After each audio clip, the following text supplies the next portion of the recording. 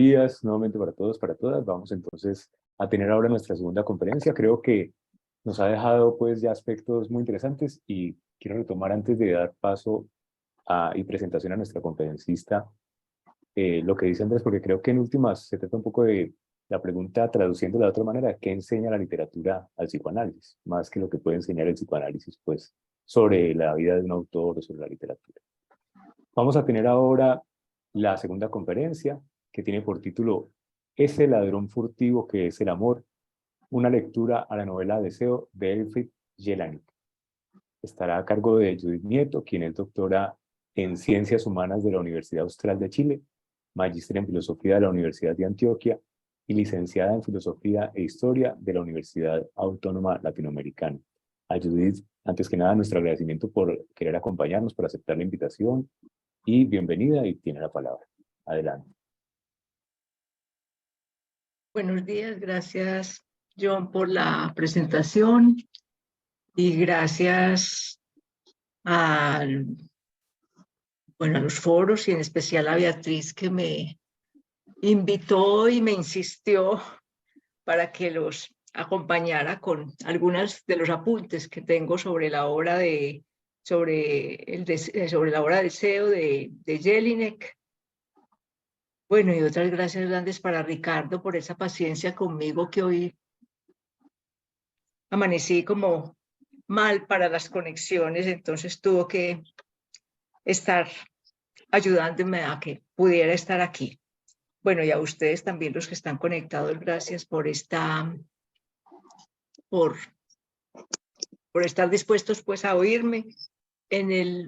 Pude entrar, pues cuando logré conectarme cuando Ricardo logró conectarme, no fui yo, pude escuchar algunos términos que me llamaron la atención porque están presentes en mi texto.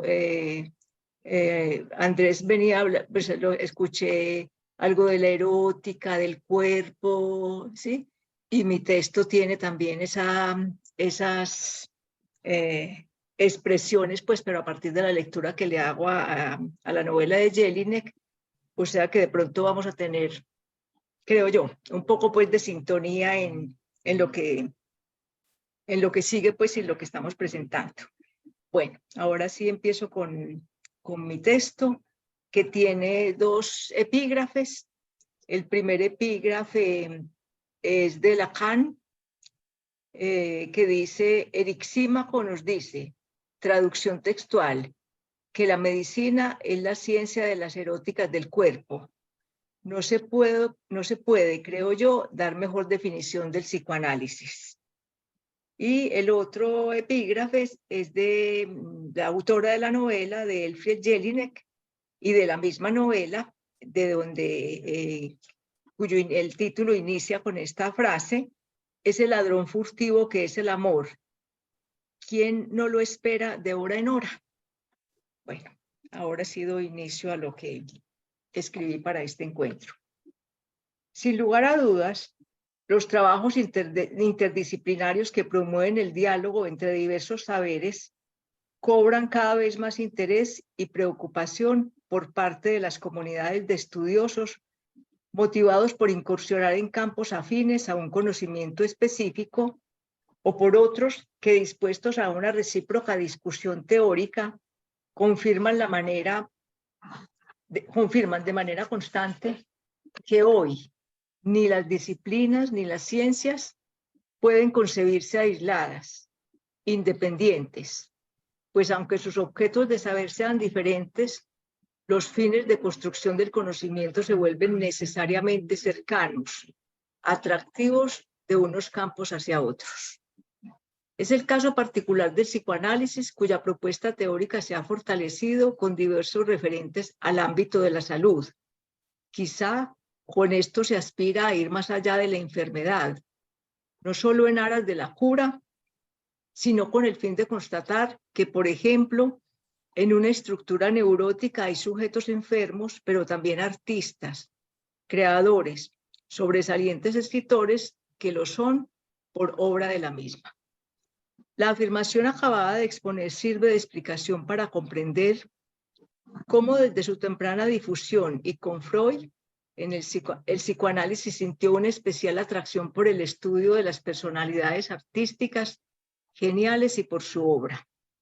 Testimonios nacidos de esta afirmación se ilustran a partir de los intereses presentados por el psiquiatra vienés a lo largo de la experiencia clínica ingeniada y probada por él.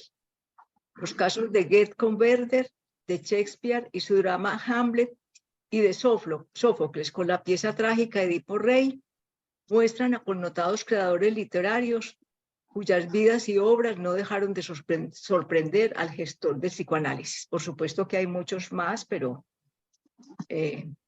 no podría pues traerlos acá. Estas motivaciones, unidas a sus conocidas producciones sobre Leonardo, Goethe y Dostoyevsky, así como el intercambio de correspondencia con novelistas que apreciaron en el psicoanálisis una fuente de sus producciones de ficción, como se observa en los casos de Stefan Zweig y Thomas Mann, ilustran que no es nueva la preocupación por identificar en los saberes, por específicos que sean, la posibilidad de un acercamiento interdisciplinario. Una razón para cobrar interés por las mencionadas personalidades y su obra puede hallarse en el mismo Freud, quien al referirse a Edgar Allan Poe dejó clara la importancia de la literatura cuando se emprenden estudios propios de la vida psíquica, posición que consolidó al afirmar: posee un especial encanto estudiar en individuos destacados las leyes de la vida psíquica humana. Hasta ahí lo de Freud.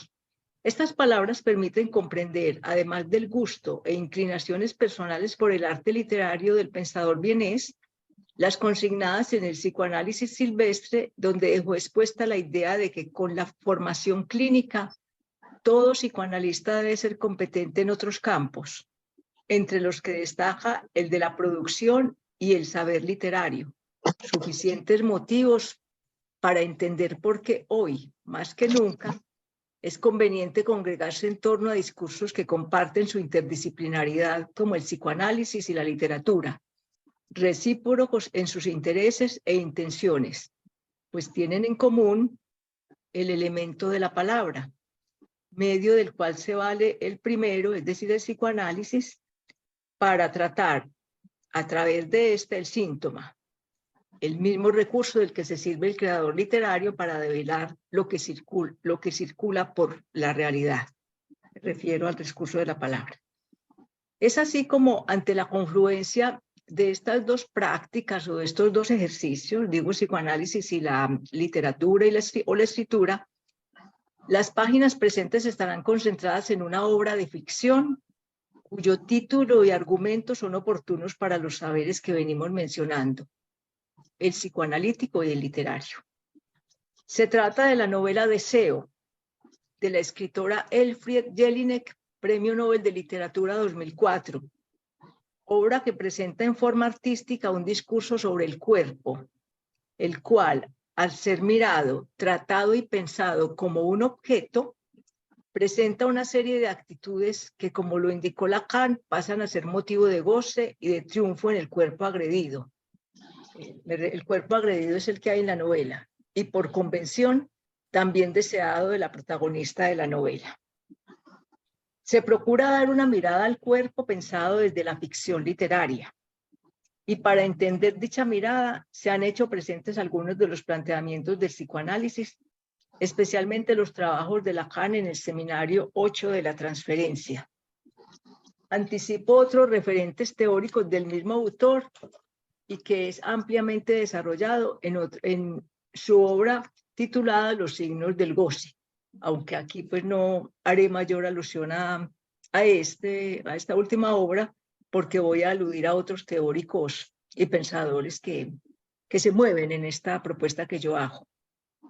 No está de más anotar que también se tendrán en cuenta otros autores y trabajos unidos por una preocupación común a la anunciada en el problema planteado y objeto de la presente reflexión.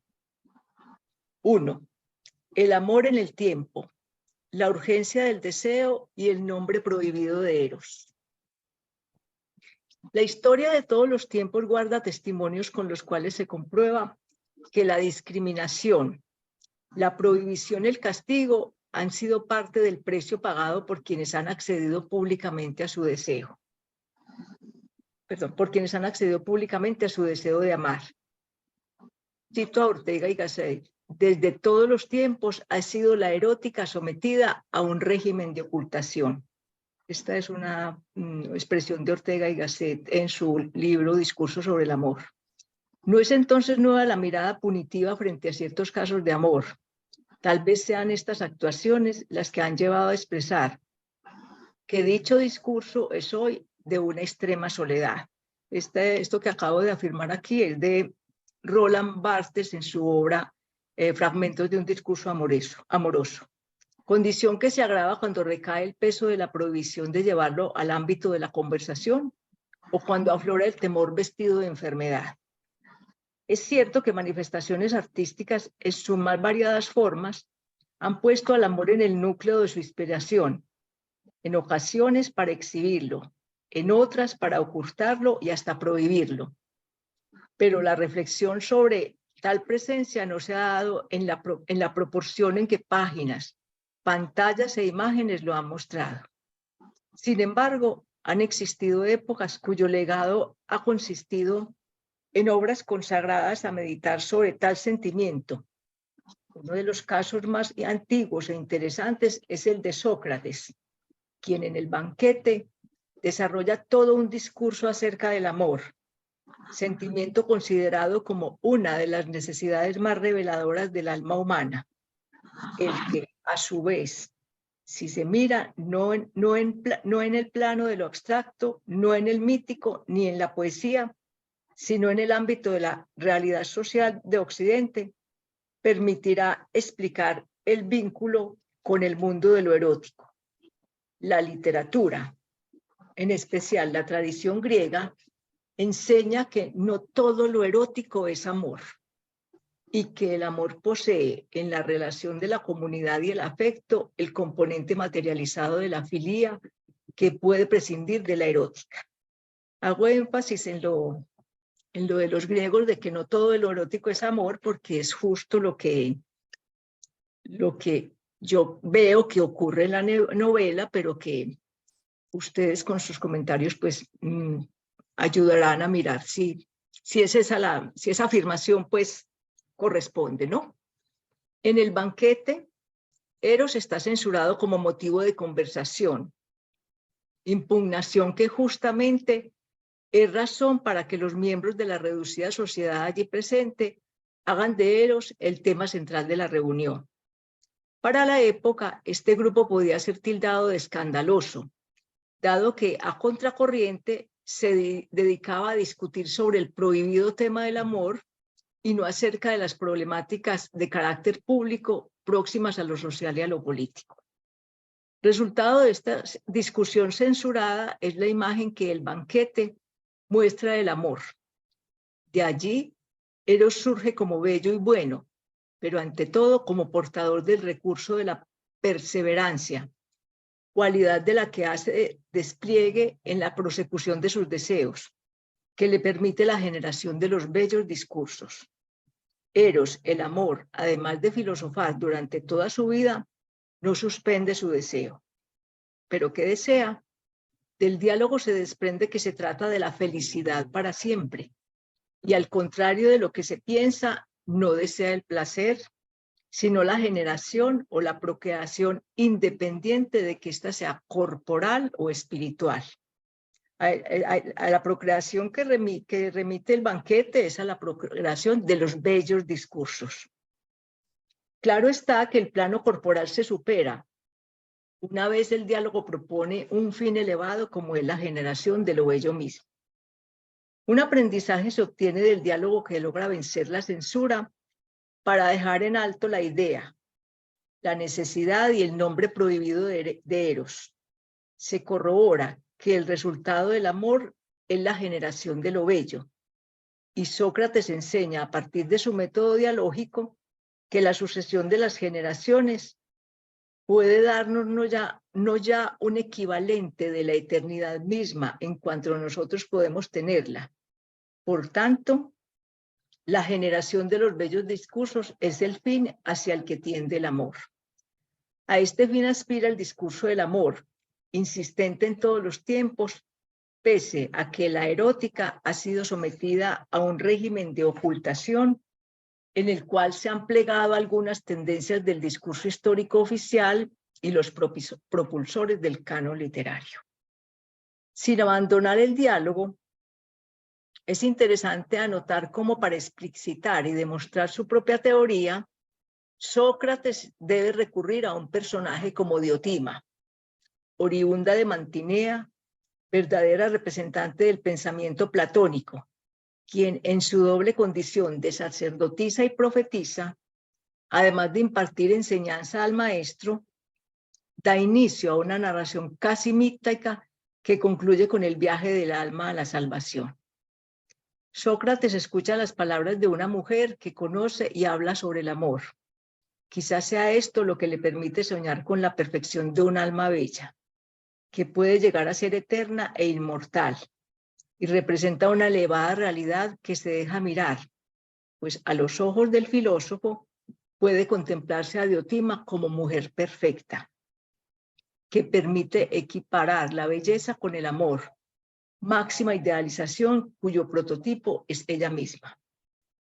La presencia de la mujer, además del saber que entrega, desvela el misterio de la unión de dos seres en completa armonía, la de la belleza, gracias a la cual el amor descubre una presencia, la condicional entrega de los amantes, entrega mediada por el vínculo donde se aproxima lo filial con lo erótico, siguiendo así a Platón, quien propone una perspectiva ético-estética donde el concepto de eros se expande plenamente.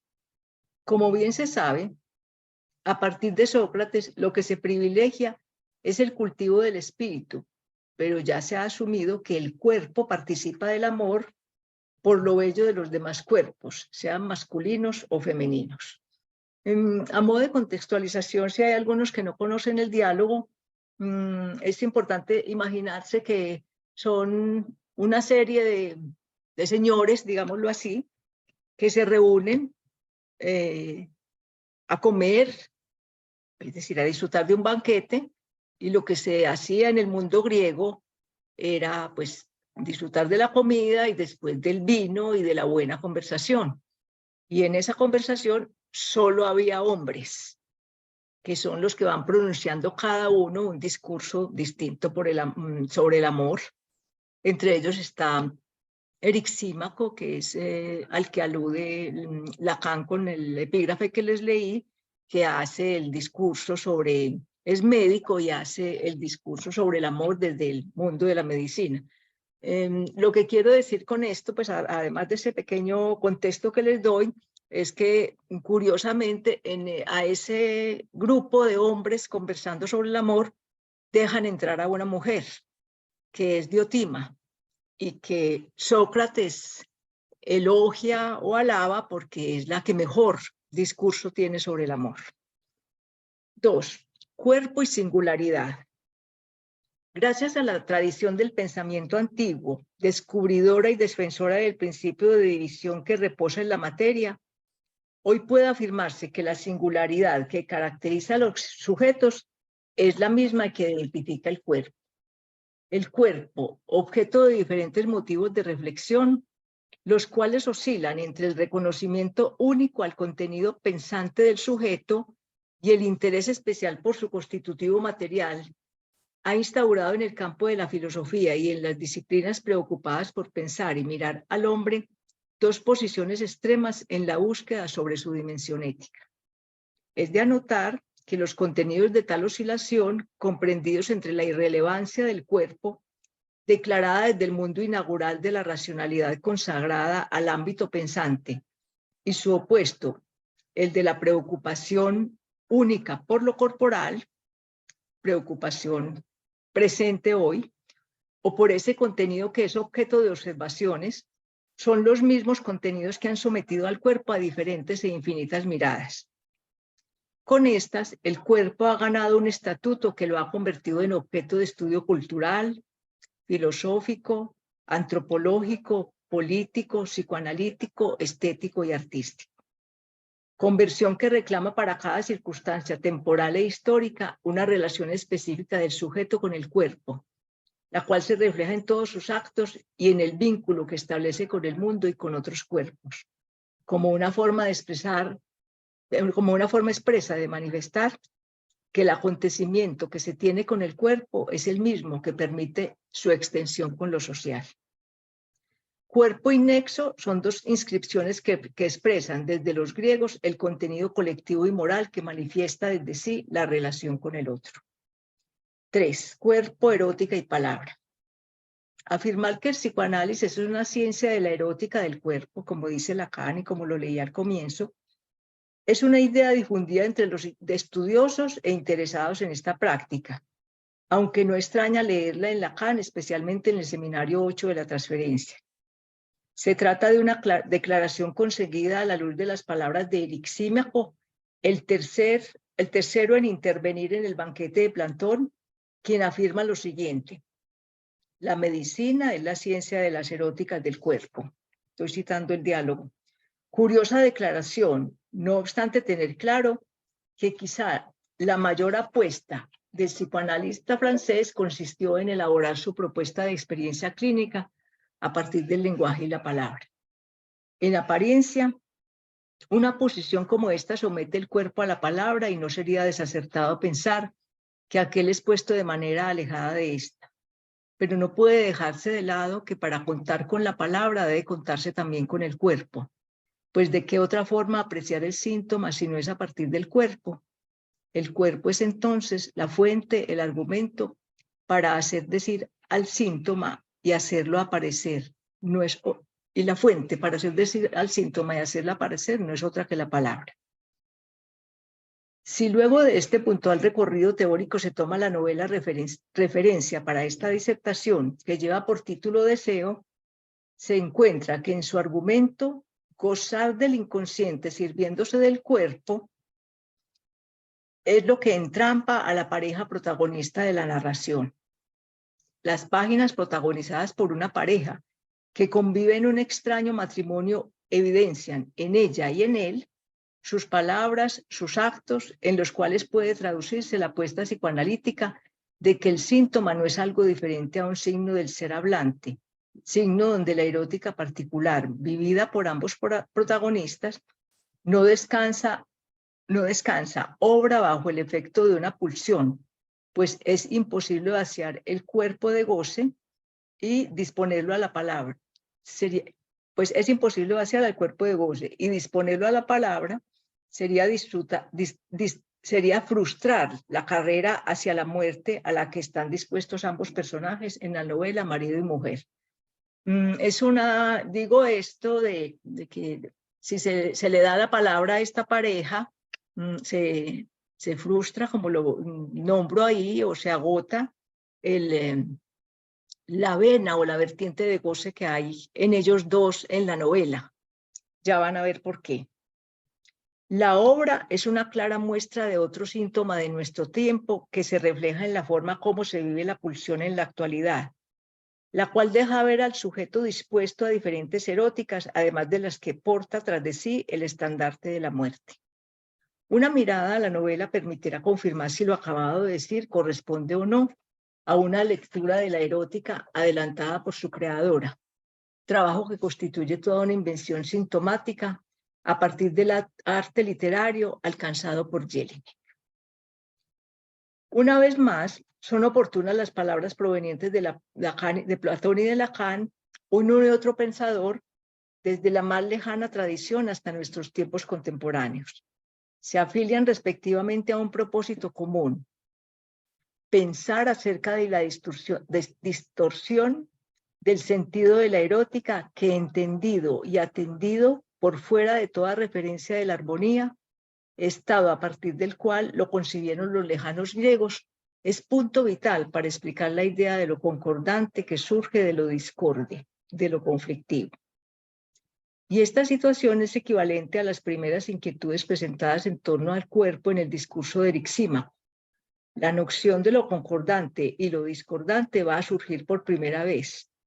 como dice Lacan, en el psicoanálisis con Freud, quien en atención a las categorías de lo concordante y discordante presentará la función de la anomalía respecto a lo normal. Esto es de Lacan.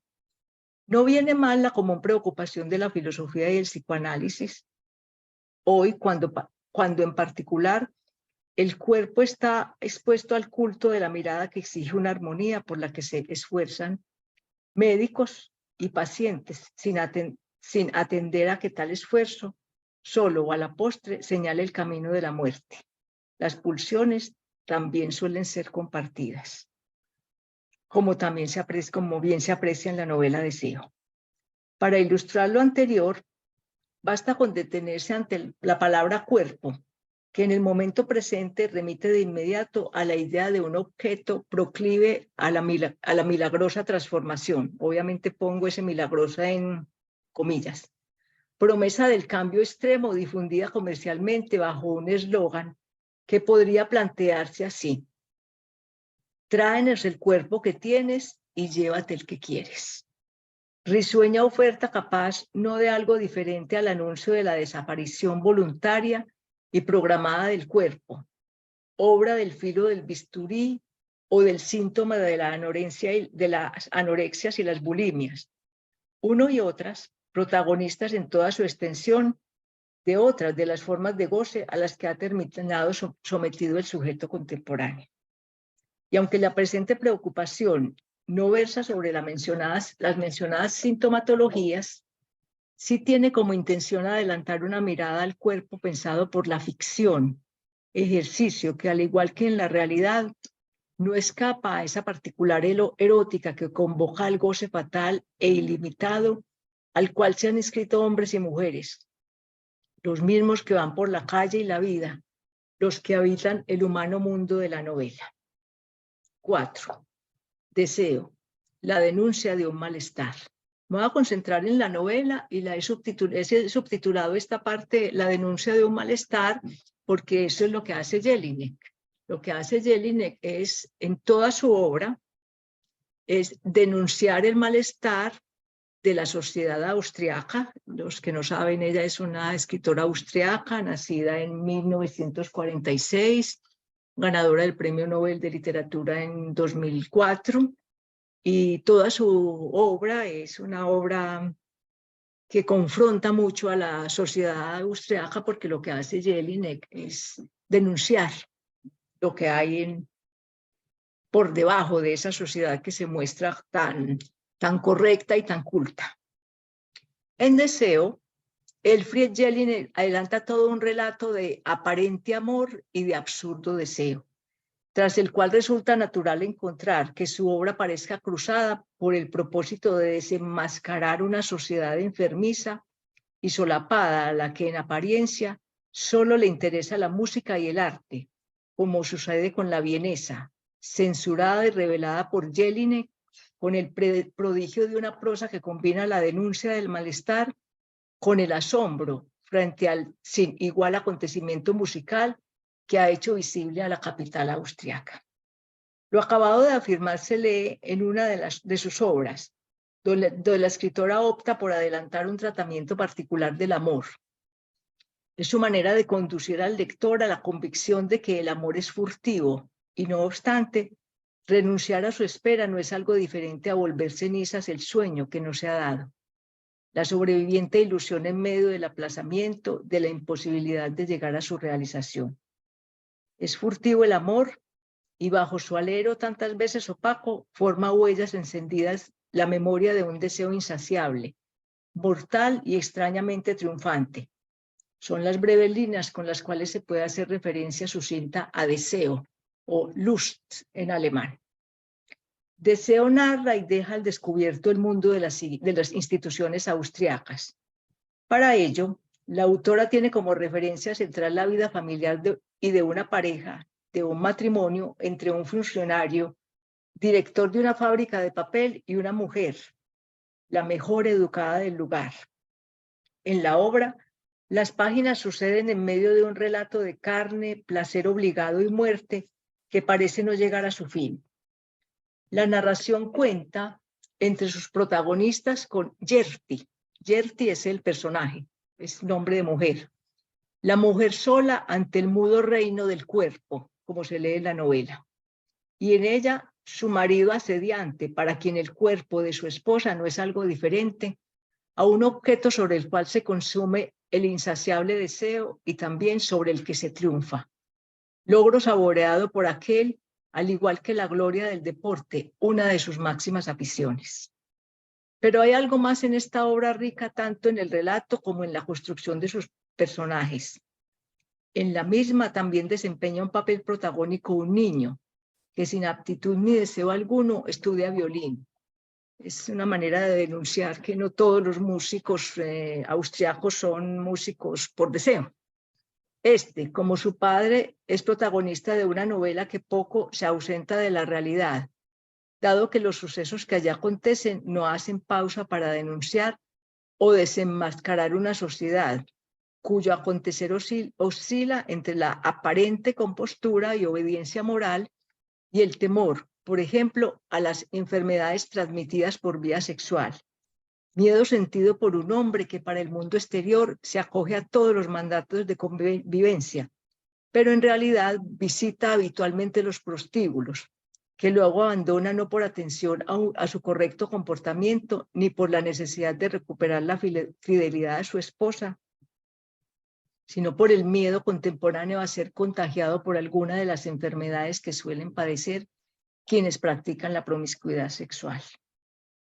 El lenguaje traído sin recato y expuesto bajo el nombre indicado, sin el menor eufemismo, sirve de guía a una prosa característica de Jelinek, quien por medio de su narrador y la construcción de sus personajes logra un transparente retrato de esos hombres y mujeres de estos tiempos, quizá de todos, cuya vida transcurre bajo la escasa espiritualidad de lo efímero que sucede en sus días, pero ante todo en sus cuerpos, triunfantes por obra de una sensualidad que los convierte en objetos con destino a las cenizas más que con rumbo a la gloria. Esto es lo que se lee en el transcurso de las páginas abiertas tras un epígrafe que anuncia el argumento de la novela y seleccionado por su autora con una anticipación artística de unos versos tomados de San Juan de la Cruz, bellamente así introducidos. Este es el epígrafe que tiene la novela. En el interior de la bodega de mi amado bebí. Hasta ahí el verso de San Juan. No puede haber mejores líneas para inaugurar una narración donde el cuerpo, hoy mirado como cualquier objeto que adorna y sirve para ser mirado, termina en la privacidad de un matrimonio sometido a las más extrañas escenas de violencia y obscenidad. Asimismo, el relato enhebrado en medio de las más bellas metáforas desvela el triunfo de una sociedad donde el consumo de los cuerpos se acrecienta al lado de este eterno gran perdedor que es el amor.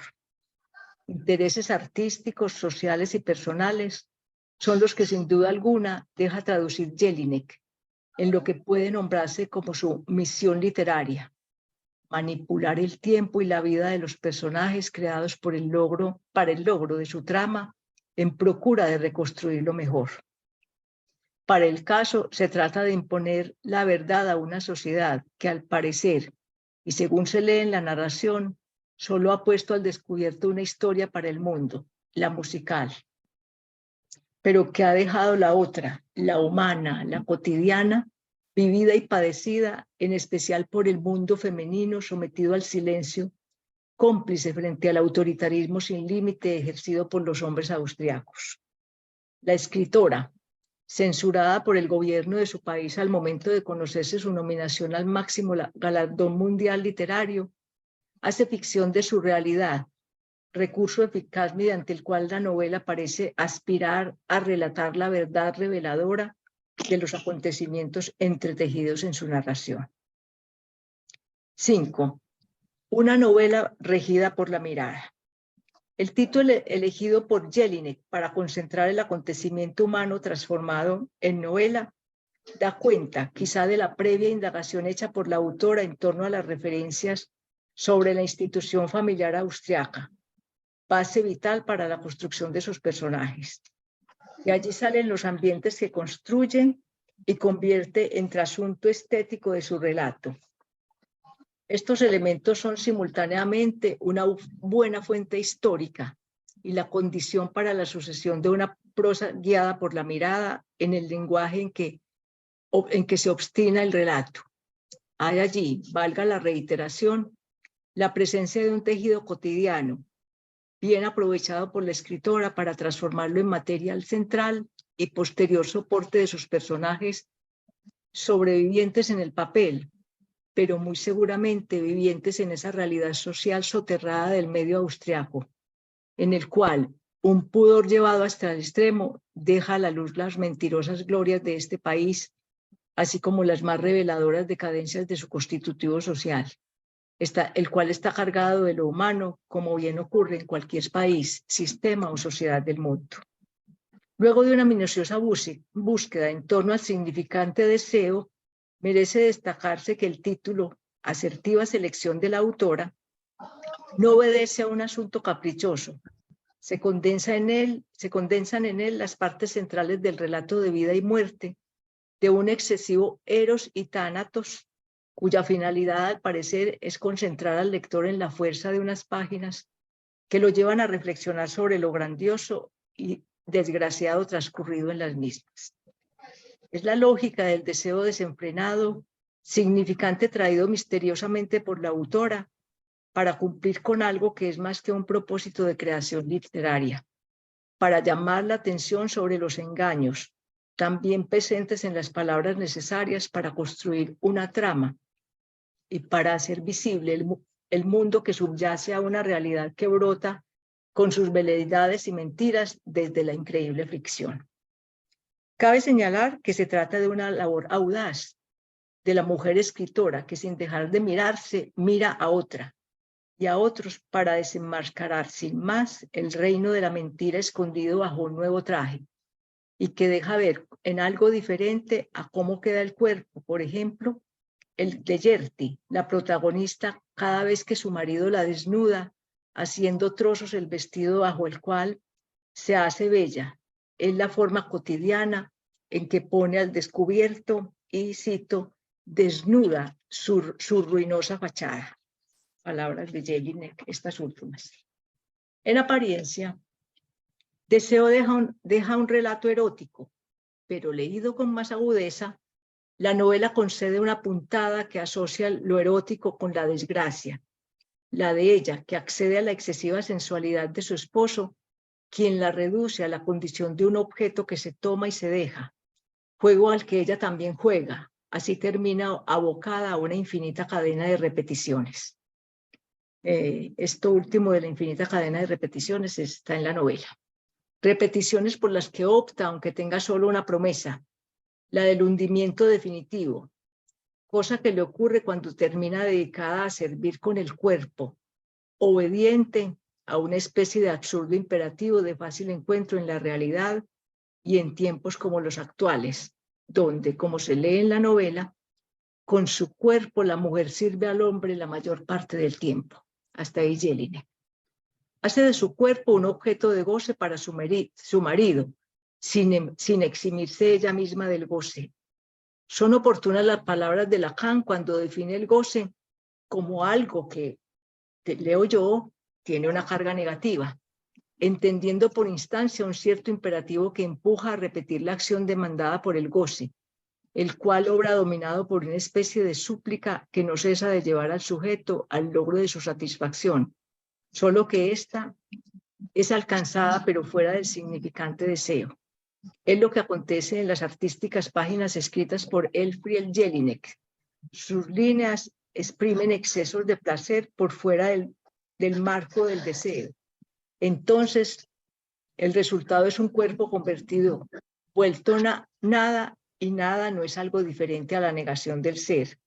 Es la proclama de la filosofía, continuada por el psicoanálisis en la especificidad de su hacer clínico. Como se ha reiterado, y luego de las precisiones teóricas expuestas, no sobra reafirmar que se trata de una novela que anuncia el deseo, pero que transcurre en las páginas sin dejar de conceder lugar a algo que difícilmente se puede nombrar como tal, pero a lo que también es difícil llamar pasión. La obra es sí, una página abierta dispuesta por la pareja que ha pensado el cuerpo como lugar, objeto sobre el que se consume el insaciable deseo y también sobre el que se triunfa. Estas son palabras de la novela. Se vive así casi cotidianamente la vida de la pareja y la vida familiar, donde como un imperativo de la sociedad de consumo, los pactos son demandados más por una suerte de compra y venta que por un vínculo de amor. Sin duda, se trata de una desmedida sensualidad trastocada en goce, que es lo que no sirve para nada, circunstancia que ocupa un lugar privilegiado en la novela.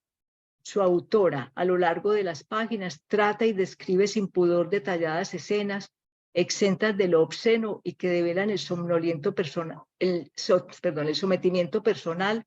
institucional y hasta corporal al que están obligadas las mujeres de la sociedad austriaca.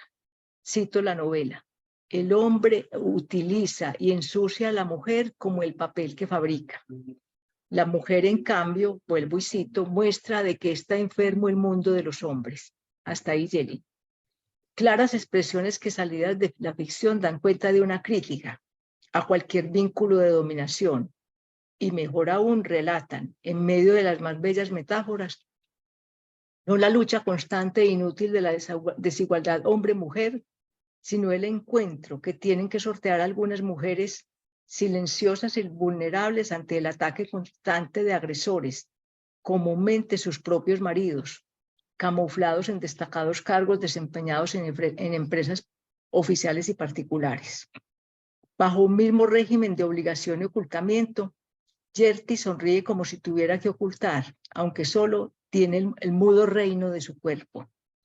Y así, en paráfrasis de Jelinek, se hace carne para habitar entre nosotros y servir al apetito de él, una especie de lema al que tiene que atender ella, en tanto su boca, cito a la novela, se congela pequeña como un murmullo de hielo. Hasta ahí Jelinek. Único patrimonio con el que cuenta luego de soportar las más brutales agresiones físicas, conducentes a prácticas sexuales como la sodomía, a las que acaba por ceder en una actividad de víctima no libre de su propio goce. A su vez, no es difícil descubrir que Elfriede Jelinek refleja en su estilo y en su ficción una singular capacidad para contar desde el lenguaje el ser íntimo de los hombres, también el de las mujeres. Una de ellas, la protagonista de la novela, no difiere de cualquiera del mundo, como aquella quizá abierta a un amor sin esperanzas, como dice Jelinek, a la búsqueda de unos besos que no llegan a ninguna parte. Es claro apreciar aquí cómo la actividad artística permite abordar el síntoma a partir de un discurso posible solo por la vía de la salida concedida por la creación para el caso de la literatura. Por su fina y artística prosa, por el valor para denunciar todo tipo de abusos y sometimientos, por la belleza de las imágenes logradas para pintar hasta el más terrible de los sucesos, por llevar al papel y luego al libro las huellas vergonzosas de estos tiempos vividos entre las glorias del progreso y el horror que este mismo acarrea, por la posibilidad de ser materia de estudio de un particular saber como el psicoanálisis. Por esas y otras razones, la escritora Jelinek reúne méritos suficientes para ser leída y estudiada. Sus páginas, resueltas en declarada literatura femenina, presentan generalmente a un hombre y a una mujer, ambos frente a frente con sus nombres que apenas aparecen, aunque como se deja leer en Deseo, cito, este hombre y esta mujer divina se sienten sencillamente alerta el uno frente al otro. Sus ojos están cosidos con grandes puntadas. Hasta ahí la cita. Unas son dadas por la vida, otras por la repetida historia de llevar el amor en sus vueltas inacabadas, furtivas, donde ellos confunden el papel con la piel. Muchas gracias. Muy bien, muchísimas gracias por tu interesante trabajo. Vamos a abrir entonces a partir de este momento el espacio para sus aportes, comentarios, preguntas. Saben que tienen ahí en la parte de reacciones la posibilidad de levantar la mano.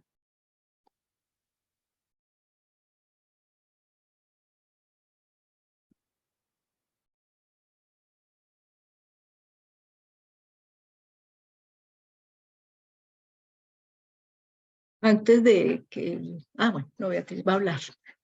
Beatriz, adelante. Pues esperé unos segundos a ver si había otra persona, me aguanté un poquito. Bueno, Judith, muchas gracias por este texto tan interesante y tan bello al mismo tiempo. Yo no sé si voy a hacer una carambola intelectual, como decía un profesor, Julián Aguilar, en mis épocas de universidad, con lo que voy a plantear. Tú me corregirás si es que interpreté mal lo de lo discordante y concordante.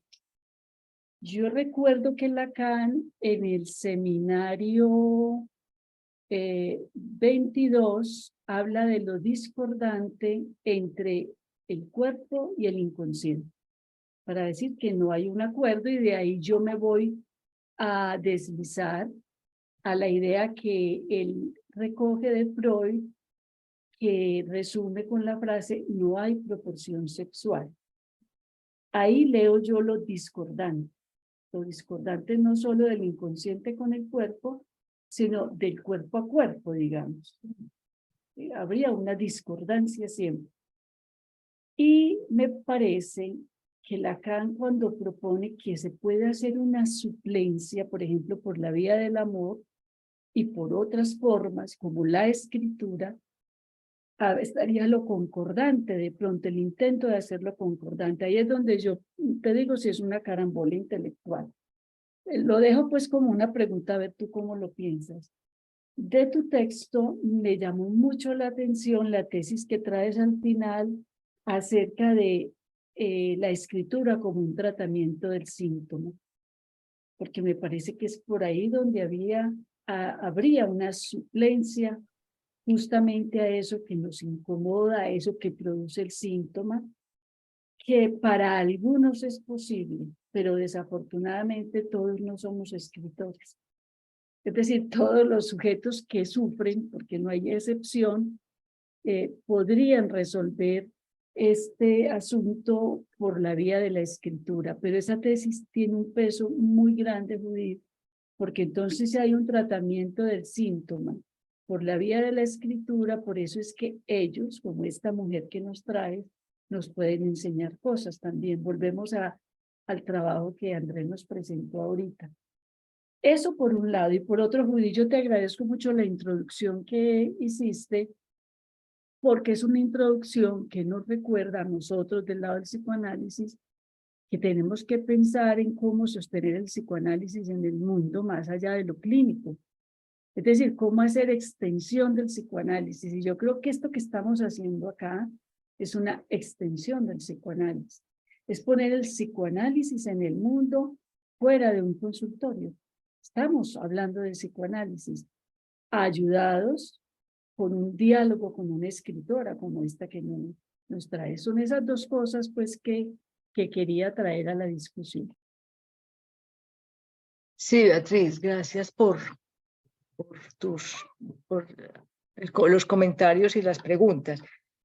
Indudablemente lo que dices de lo discordante y lo discordante, que incluso yo creo que referencio ahí a Lacan, es lo que estás planteando.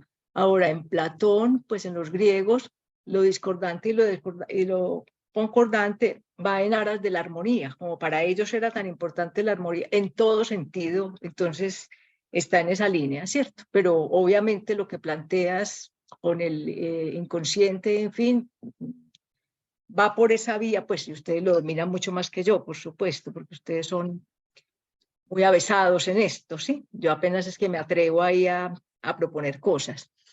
Ahora, lo de la escritura como trámite, no sé si se puede decir así, pues según tu pregunta, pues como Sí, medio para sí, eso, es para tramitar el síntoma. El síntoma.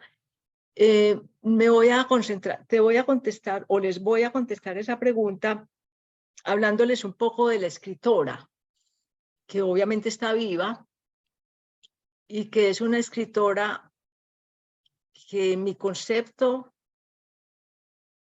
me atrevería a decir, escribe para poder vivir, porque Elfriede Jelinek es, no sé si ustedes supieron cuando se ganó el Nobel en el 2004, Ella es una mujer que tiene el síntoma de la agorofobia, es que se dice, o agaro.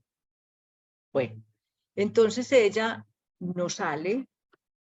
Para ella 2 personas, pues enfrente son una multitud. Ella no fue a recibir el Nobel, creo que fue su agente o su secretaria.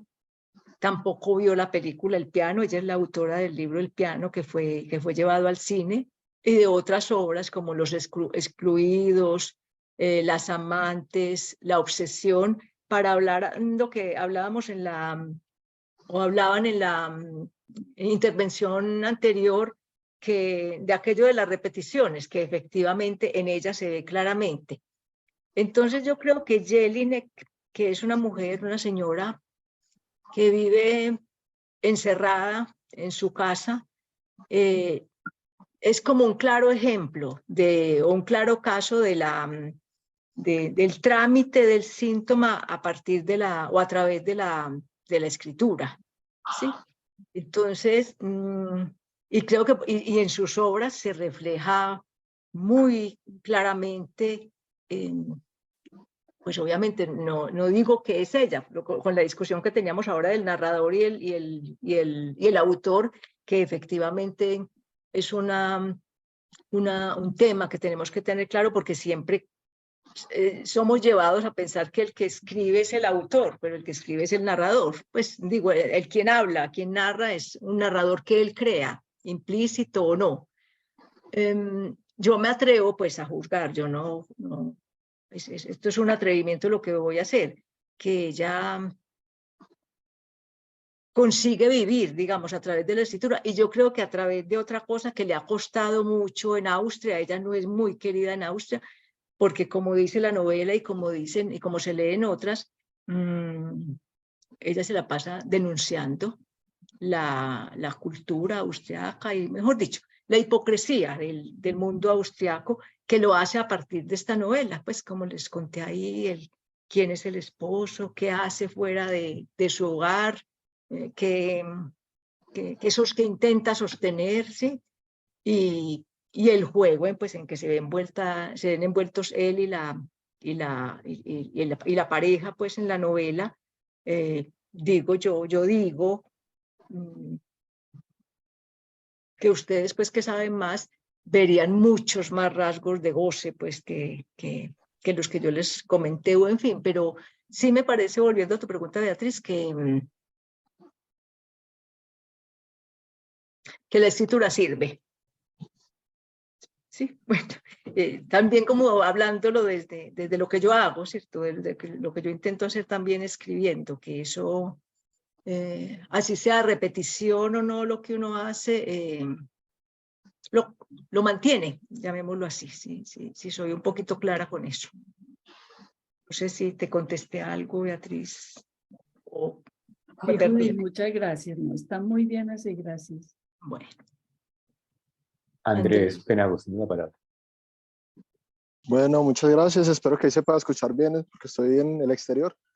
Iba a preguntar algo en relación a esto último que estaban conversando, porque, digamos, en otros espacios he escuchado esta relación ya y quisiera ver si pueden agregar algo más o alguien más puede decir algo sobre eso. Y es, digamos, por un lado están planteando como la escritura como una posibilidad de trámite a lo sintomático, ¿cierto?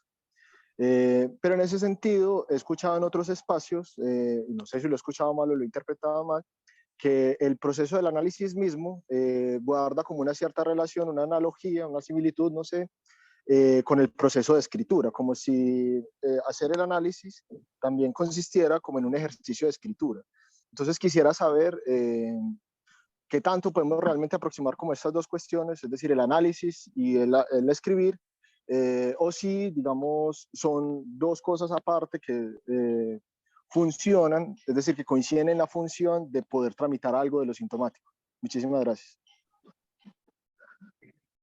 Yo creo que yo anoté algo ahí en el texto también al comienzo, cuando hablaba de lo importante que era que pues refiriendo a Freud, que los psicoanalistas se acercaran a la literatura o conocieran literatura. Y yo decía o leía mejor que que tanto el psicoanálisis como la literatura se valen de un mismo vehículo, si se puede decir así, o de un mismo medio, que es la palabra. Entonces, con respecto a la pregunta de Andrés, me parece que en uno y en otro caso, digamos, en el de escribir silenciosamente como se hace, o en el de hablar en el diván, hay una forma, no diría que de escribir, pero al menos el efecto es muy, puede ser similar, es lo que me atrevo a decir. No sé si otro tenga alguna anotación. Porque de todas maneras, en los dos casos, hablado o escrito, se está tramitando algo.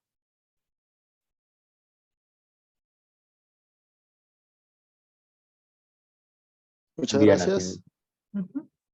Diana, tiene la palabra. Gracias, muchas gracias, Judith, por ese trabajo tan bello que nos extrae y que nos permite pensar un poquito en relación a eso.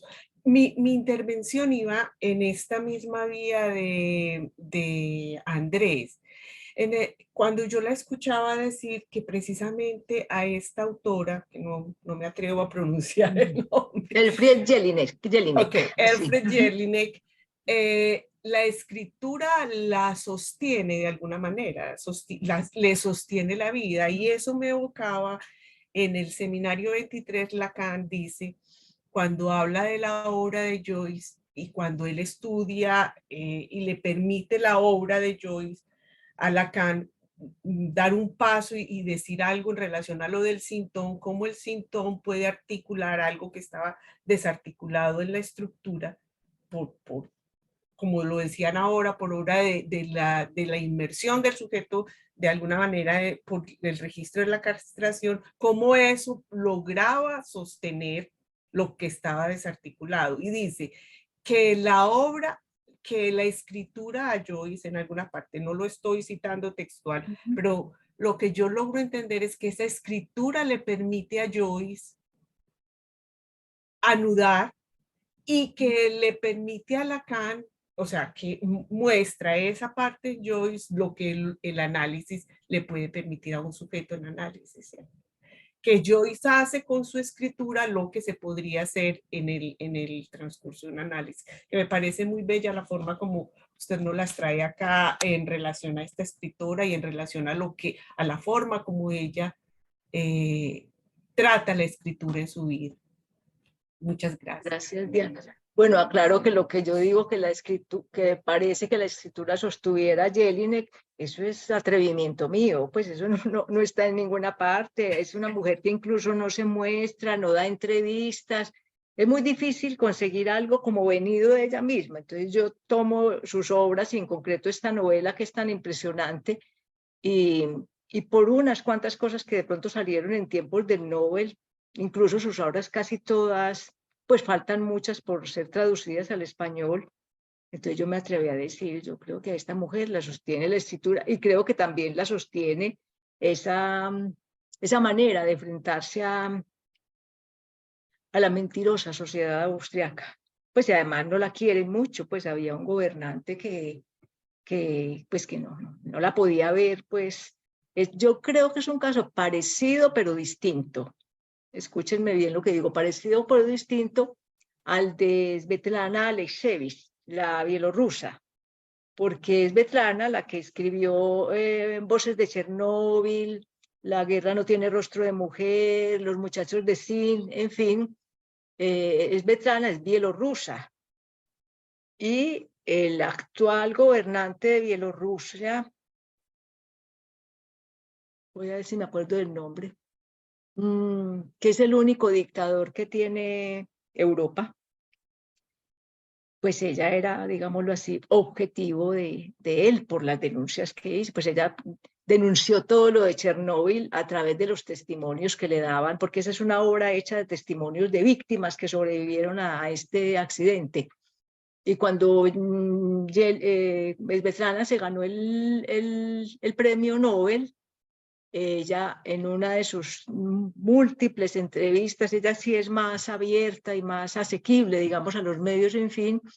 Recuerdo que dijo así, textual, leí esa expresión y todavía la tengo. Ahora sí me va a tener que oír el gobierno de Minsk. Minsk es la capital de Bielorrusia. Entonces, pues como miren lo que pasó y este hombre pues persiguiéndome por lo que yo... Su obra es una periodista de denuncia. Incluso parece, creo que estaba en peligro porque ella hoy está exiliada en Berlín, ¿sí? Bueno, y ahora con todo este tema de la guerra, pues con mayor razón tiene que protegerse, ¿sí? Pero son dos mujeres y dos premios Nobel relativamente cercanos los dos, que, a lo que se han dedicado es a denunciar a sus respectivas sociedades y también a soportar al amo de cada una, pues en su país, me refiero a su gobernante, ¿no?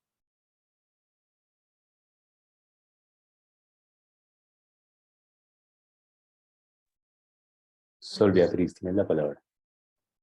Muchas gracias por esa bondadosa exposición y trabajo que nos has presentado hoy. Realmente es muy conmovedor, sobre todo cuando hay referencia a lo femenino, a la mujer. Bueno, y además no es nada raro que una mujer que escriba la persigan y digamos, la censure la sociedad en general. Eso es una cosa que no es raro, ¿no? Yo quisiera anotar varias cositas en relación a esto, y es que pienso que, es decir, el psicoanálisis arroja una letra y la escritura puede ser manifestación de esa letra. Al final de un análisis se puede venir un escritor, mas no un escritor necesariamente tiene que pasar por un análisis. Entonces, ahí lo que se puede también mirar es cómo la escritura logra a crear un nudo con la vida. Y no necesariamente tiene que ser nos muestra la experiencia que no necesariamente puede ser a través del psicoanálisis, sino que el escritor es, y decías una cosa muy valiosa ahora, cuando hablabas, hacías referencia a que una vía del ser puede ser el devenir como escritor o el devenir como neurótico o el devenir como psicótico. Y pensaba pues que el arte tiene un lugar especial, pues ese lugar, eso que destacas del lugar especial del ser en las artes. Me pareció muy bonito eso. Y yo pienso que de todas maneras todo escrito tiene un alma y esa alma está en relación a la letra, es la letra. La letra es lo que hay, digamos, latente en el escrito. Eso era lo que quería comentar. Gracias, Oli, gracias por tus Uy, palabras. muchas gracias. No, a ti. Mónica, adelante. Judith, pues me uno a los agradecimientos, ¿cierto? Me resonó muchísimo tu trabajo, algunos puntos en particular, entonces yo no tengo una pregunta, sino un comentario sobre el que quisiera que vos digas algo más. Me resonó muchísimo esto que vos decís, pues, del cuerpo, cómo el cuerpo hace decir, ¿cierto? Decís, hace decir al síntoma por medio de la palabra, creo que fue Sí, la fórmula que empleaste, y entonces eso me resuena a mí con la forma como define Lacan el síntoma, creo que en los años 70, como un acontecimiento de cuerpo. Entonces quería saber si de pronto podíamos conversar un poco sobre esto, porque me parece que vos estás tratando de esta manera el síntoma, y pues entonces Lacan desplaza el inconsciente, sujeto significante, para hablar del parletre e introducir el cuerpo, y sobre todo el cuerpo gozante del que vos también hablaste. Entonces, eso me resonó mucho. No conozco a la autora, no conozco el texto, entonces pues obviamente me da muchas ganas de leer, porque si vos puedes extraer esto de ahí, me parece que es muy interesante. Y sobre todo porque al final vos decís también que confunde el papel con la piel. Pues eso aparte de bonito, es este tema del cuerpo como lugar de escritura, que también es como se inscribe el síntoma. Entonces quería saber si de pronto podemos hablar de eso. Y lo último es que, pues claro, este tema del trámite por la escritura, de tramitar algo de la vida o de sostener algo de la vida por medio de la escritura o por medio de la palabra para quienes hacen un análisis, pues implicaría una diferencia, y es que esa palabra en un análisis es una palabra interpretada, cosa que no le pasa al escritor, y que generalmente, quería hacer ese comentario ahorita también en el trabajo de Andrés, bueno, no sé si generalmente, pero muchos escritores hablan de un cierto abandono de su libro. Es decir, como que no lo vuelven ni siquiera a mirar, no lo vuelven a leer. Perdóname, un cierto abandono de su qué, no te entendí. Del libro, de la obra. Ya.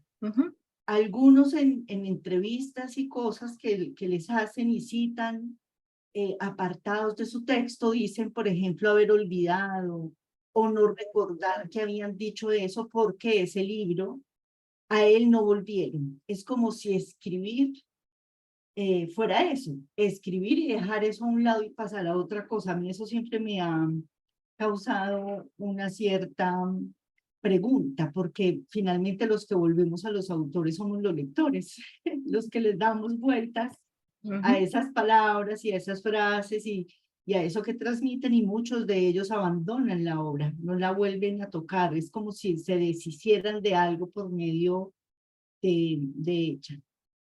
Bueno, me fui para otro lado, pero eso era pues como lo que quería comentar, y de nuevo agradecer. Gracias, Mónica. A ver, también como un poco de contexto de por qué yo quise pues como aventurar estas palabras que les compartí hoy, y desde cuándo pues las vengo pensando. Cuando salió la obra o sea, en el 2004, cuando le dieron el Nobel a Jelinek, que yo tampoco la conocía, simplemente me pareció muy llamativa. Bueno, siempre nos llaman la atención los Nobel, como pasa con la actual. Estaba, yo creo que en su apogeo, y sigue, no es que paró, todo este tema de las intervenciones del cuerpo, ¿cierto? De las cirugías, de los cambios, de las transformaciones, etcétera, etcétera, esto que vemos pues permanentemente. Y fue la primera novela que yo compré de ella, y me sorprendió enormemente como la sintonía de la realidad que estábamos viviendo aquí, o que estábamos pues, pero hablo del momento pues en que la leí, acá en Colombia, con todo el auge de las cirugías plásticas y de las transformaciones del cuerpo, y lo que ella plantea. Es decir, lo que más me motivó a mí a leerla y a pensar estas líneas sobre ella, es que en ambos casos lo que yo estaba viendo, ¿cierto?, en la realidad, y lo que yo leía era un tema que yo sé que ustedes lo han tratado mucho, y es cómo el cuerpo es un objeto, ¿cierto? Cómo es un objeto que se cambia, se transforma, y ella en la novela pasa exactamente eso. Es decir, la esposa, como se dice, que es la mujer más bella del lugar, como dice ahí en la novela, deja que su esposo haga con ella lo que quiera, con su cuerpo lo que quiere. Además, ella también participa como digo ahí, de ese juego, ¿sí? Entonces, me parece que, bueno, que en el caso de ella, como lo dije hace rato, es una clara denuncia no solo a cómo es vista una mujer en la sociedad austriaca, me atrevo a decir que en todas, ¿sí? Y cómo lo que yo estaba viendo aquí parecía lo mismo, y cómo las mujeres se siguen disponiendo a eso, pues a ser objetos, ¿sí? Digo yo, por la forma como llevan el cuerpo, yo diría así, no cómo está su cuerpo, sino cómo lo llevan, porque uno aprecia eso pues como constantemente pues en la vida, en la ciudad. Entonces, ese fue como el detonante que me llevó a no solo leer la novela, sino yo como pensar cosas que, bueno, que las había trabajado desde otro lado, o que las había más que trabajado, leído en otros lados, como por ejemplo con el caso de Platón, ¿sí? O bueno, estas anotaciones y estas referencias que yo traigo acá del psicoanálisis. Y me sigue impresionando mucho hoy todo el tema del cuerpo, pues que eso pues no está ahí, pero sigo pensándolo mucho porque me llama mucho la atención que hoy creo que mujeres y hombres, desde luego que más mujeres, compran pestañas para las pestañas, dientes para los dientes, cejas para las cejas, uñas para las uñas. Entonces como que se sigue, es decir, es como algo imparable, ¿sí? Entonces yo digo, ¿qué diría esta mujer si viera a la sociedad nuestra, por ejemplo? Es decir, ¿cómo hacemos del cuerpo o cómo continuamos haciendo del cuerpo un objeto que se cambia, se transforma, se pone aquí, se pone allí, etcétera, etcétera? Pues es como, dije pues hay como varias cosas que no sé si de pronto aclararon uno que otro punto de tu comentario, Mónica. Ahora, cuando dices que te llama la atención lo que digo, que confunde el papel con el cuerpo con el papel, que está ahí al final del texto, es que no sé si quedó claro que también lo escribí, el esposo de Gertie, o sea, del personaje, de la protagonista, era gerente en una fábrica de papel. Entonces, el papel se bota, se rasga, se arruga, se mancha o en fin, y yo pues me atrevo como a hacer como esa especie de, ¿qué será? De símil, donde para él el cuerpo, la piel de esa mujer, porque el factor de deseo, el punto de deseo era la piel de ella, por eso le destrozaba el vestido cada vez que llegaba por la tarde, así viniera de donde las prostitutas, porque en su piel estaba el máximo de erotismo, digámoslo así. Obviamente es un erotismo que no corresponde para nada con el Eros del que habla Platón en el banquete. Entonces, por eso me valí pues como del oficio de él y me imaginé, dije, yo creo que para él la piel de ella y como el papel es liso, suave, agradable al tacto, normalmente pues, entonces hice como esa especie pues ahí de comparación para que, como si él la prolongación del papel en la piel de ella, digámoslo pues así como en lo que él trabaja todo el día. Y lo último que dice sobre cómo los escritores abandonan la obra o en fin, yo creo que eso es cierto, Mónica. Pues es decir, después de que uno, o un texto, después de que uno publica un texto o una obra o un libro, no, bueno, pero yo no diría que la abandona, la mira distinto. ¿Sí? O la percibe distinto. Tal vez porque está en algunas manos, en muchas manos, en pocas, pues, pero sí, ya cuando sale de uno, uno mira distinto un trabajo que entregó o que está circulando, digámoslo así, pero no lo miraría como abandono, sino que yo como que toma un lugar diferente, como una relación, hay una relación diferente con la obra, pero no es ni desecharla ni abandonarla, sino que ni tampoco lo que dice la gente ya no es mía, no, sigue siendo de uno, pero está en manos de muchos. Eso es como lo que te podría decir. Está muy bien, muchas gracias. Diana, tienes la palabra. Bueno, gracias. Estaba yo aquí pensando con esta discusión y con lo que usted dice de esta capacidad de denuncia de esta escritora que uno logra, que sorprende con la actualidad de los hechos. Por ejemplo, yo pensaba que esa es como la esencia y la belleza de estas obras literarias y de estos literatos que tienen como esa capacidad de escribir bellamente, eso que los atraviesa o por su síntoma o por su época. Y pensaba, por ejemplo, también, no sé si conoce Margaret Atwood, que La canadiense. sí, que escribe de esta forma bella y de alguna manera uno cuando la lee ahora dice, ella escribió hace 20, 40, 30 años estos textos en relación también a ciertas denuncias que hace con relación a la mujer, pero que uno las puede leer con la actualidad de lo que está pasando en el día a día. Y uno logra ver como esa capacidad del escritor de leer lo que pasa, sea del lado o del extremo del goce o del lado de los excesos en lo social, que impactan luego cuando uno toma uno de estos libros y lee esas obras. Bello, muchas gracias. No, gracias a ti, Diana. Una cosita con lo que acabas de decir, que uno cuando lee las obras como que las pone de presente o las actualiza. Me acordé que ahorita en la intervención anterior, pues en la discusión que hablaban de la repetición, pues de cómo digamos, el leitmotiv se sigue apareciendo, digámoslo así, como en otras obras, bien sea musicales, literarias, en fin, que eso es cierto, eso acompaña al escritor siempre o al artista, digámoslo así, no solo al escritor.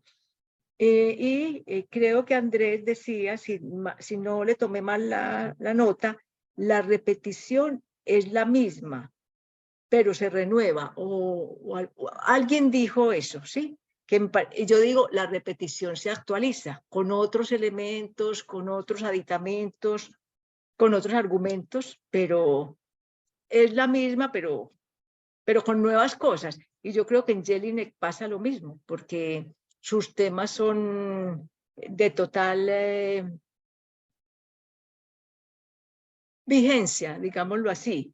Por ejemplo, solo los títulos, yo creo que la obra que más despista por el título es Deseo, ¿sí?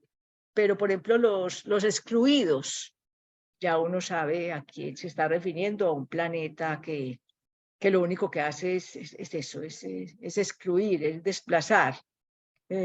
Obsesión va por la misma línea. Tiene otra obra que se titula Las Amantes, además que es un título absolutamente contundente, además yo veo que la mujer es muy provocadora con los títulos, pues porque dice, si no les gusta, mire, aquí está esto, ¿sí? Entonces, me parece que eso del tema de la repetición me gustó mucho que hubiera aparecido ahora en la discusión anterior, porque justamente, e incluso en la pintura pasa lo mismo. Los pintores, uno ve que esto parece venido del cuadro anterior o de la serie anterior. Entonces lo que hace el artista es vivir actualizando su leitmotiv, pues eso que lo mueve a estar produciendo. Bien, vamos a tomar las últimas 3 preguntas. A las 11:15 vamos a tener una pausa para café, entonces pues que podamos ser concretos con las intervenciones también. Andrés, tienes la palabra. Gracias Judith, muy súper linda tu intervención, me gustó muchísimo. Gracias. Y esa relación entre goce y escritura, cuerpo y escritura, pues yo solo quería mencionar cómo, por ejemplo, en algunos autores, ¿cierto? Ese asunto del goce en la escritura es muy importante. Pienso, por ejemplo, el lugar del cuerpo en la obra de Severo Sarduy, por ejemplo, el autor cubano, ¿cierto? Ese juego con las identidades sexuales, el cuerpo como un urdimbre, ¿cierto? Es como muy clave. Y, no, o sea, es decir, como a veces la escritura no es solamente un asunto como de síntoma, de contener el síntoma, sino que también es una forma del síntoma, ¿cierto? En el caso particularmente pues de la escritura pues de Sarduy o de Reinaldo Arenas, pues también donde todo este manejo del cuerpo y un asunto más político en el caso de Arenas. Pero quería pues mencionar eso y también agradecerte por tu intervención. Gracias. Gracias, Andrés, muy amable. Sor Beatriz, habías levantado la mano, la bajaste. Sí, quería decir algo en relación al asunto del abandono, que realmente yo creo que el autor no abandona la obra, lo que hace el autor es que hay un paso que da cuando publica. Cuando el autor publica lo está entregando y está transformando su lazo social. La forma de relacionarse con el otro cambia totalmente. O sea, no, pasa otra cosa, hay un paso, pero no es el abandono del trabajo de él. Exacto, sí. Eso era. Sí. Ya, eso es. Cecilia Gómez, tienes la palabra. Cecilia, el micrófono lo tienes cerrado.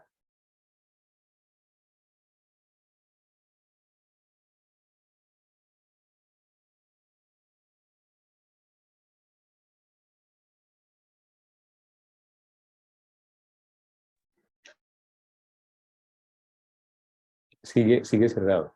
Ahí está, ahí está. Ahora sí. Disculpen. Bueno, quería hacer una intervención entonces muy breve al respecto de 2 o 3 cosas. Una es que creo que también el tema del abandono tiene que ver con esta letra que una vez escrita se transforma en letra muerta.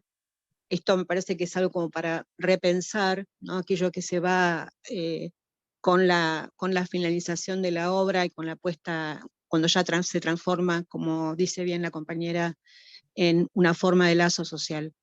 Y queda para todos, ¿no? En segundo lugar, el pasaje de la obra que trajiste, que no por nada es una austríaca muy perseguida, me sonaba a Freud perseguido en Austria también, pero bueno, lo que quería decirte al respecto es que este particular parágrafo de la obra donde ella es tomada como, decís, es tratada como objeto por el esposo.